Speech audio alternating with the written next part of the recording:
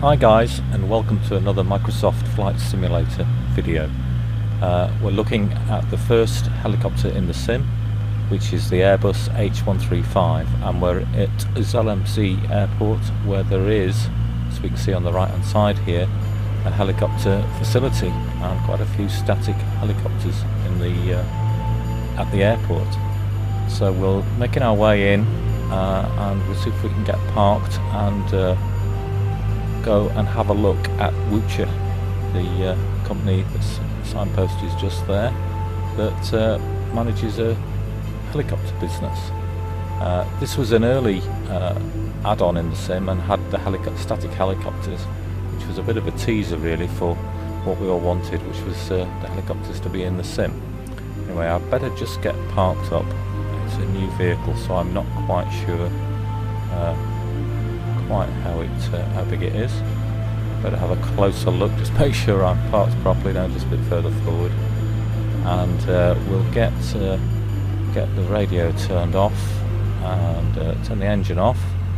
There we go, and we can go and have a look at the helicopters. It's a nice restaurant here, so perhaps after the flight, not before, we might have something to eat or just a coffee and watch the planes. But as you can see, the static helicopters have been in this add-on from early days, and they're the Eurocopter, and the H135 by Airbus is the development of that Eurocopter. There's even a little gyro there, auto gyro. I remember those from X-Plane, used to love those. Let's hope we get some of those in the sim. And this is LOWZ, a hangar and a bit of a workshop, and it's a real company. I looked it up and it's here at Zell Am See. This is the 135. It's developed by Hype Performance Group. It's a community project with some very bright developers who've managed to make a helicopter fly in the sim, even though the software development kit doesn't actually support it yet. And it was only end of February that these helicopters were launched, and it looked very promising from the start, even though the flight model was quite basic. And they've just brought out lots of updates since, and gradually putting all the systems in the plane, in the aircraft. So just showing you a few liveries, because it's a community project on flightsim.to. That's where you can download it, and you can download about 300 liveries are available.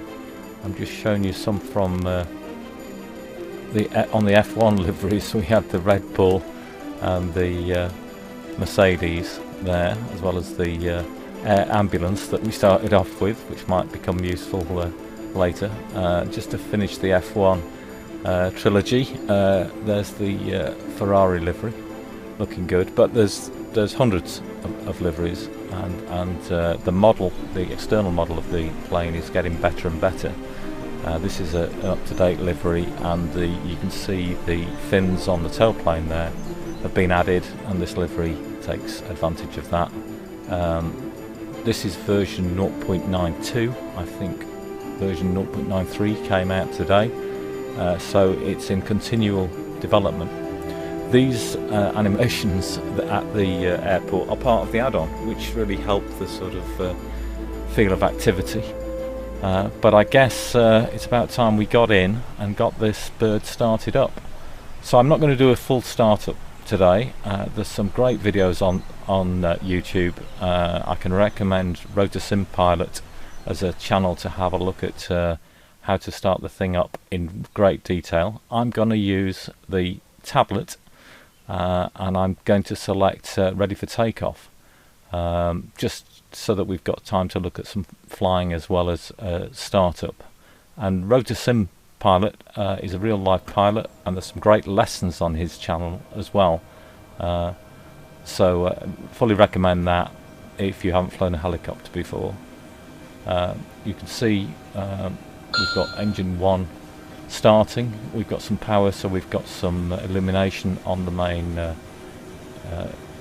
instrument panel. You see the detail in the cockpit. This has been developed, and the systems have been added, and we're really getting there now. If we look outside, we can see we've got engine 1 start, we've got the rotor starting up, and it's looking well.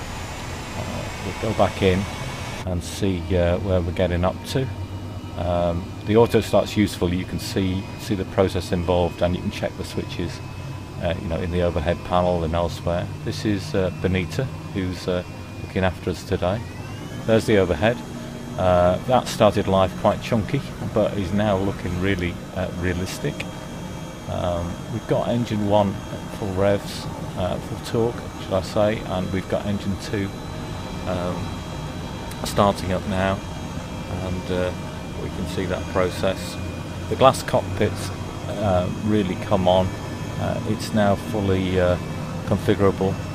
The tablet can control the autopilot, the doors and the sunscreens and the flight routing. The glass panels can be selected, as I'm showing there. There's even a map. We can zoom out, we can see our location and the runway orientations. Excellent. We're up to full speed on both engines, so it's time to pull up that collective and add some power and get into a hover. There's different flight modes on this, and I'm in the basic mode because I'm not too proficient with helicopters yet. And you can see that even in basic mode, depending on your attitude, which you change with the cyclic, that sets your direction. I've managed to get roughly the right direction, and I shall use the rudder to get down to take the taxiway sort of heading and get some forward speed. Once you've got some forward speed, things become a little easier. You get some lift because the rotor acts as if it's a wing, so forward motion gives you some lift. And once you've got some lift, you can treat it a little bit more like a fixed wing machine. In other words, if you bank and coordinate with the rudder, then it will fly essentially similar to a fixed wing plane. The acquired technique is how to deal with it when all the lift is coming from the rotor and you haven't got it full speed, and it is all about your attitude, setting your direction, and about gentle controls so that you don't get the helicopter running away with you.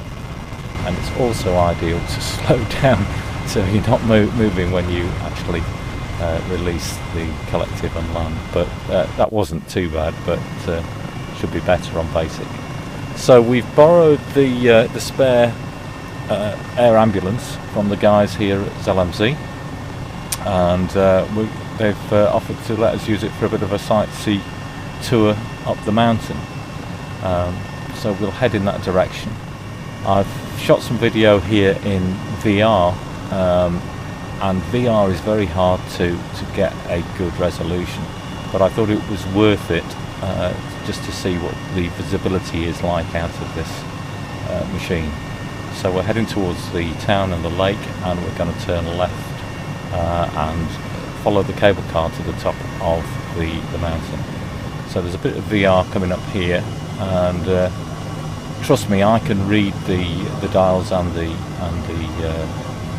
information on the glass cockpit there, but I haven't seen anybody really manage to get good capture of VR, which is a shame. But I mean, the only real way you can get the full feeling is with a headset, because you get the peripheral vision, which gives you the feeling of motion and flight, and the resolution is at least twice as good as what you're able to capture.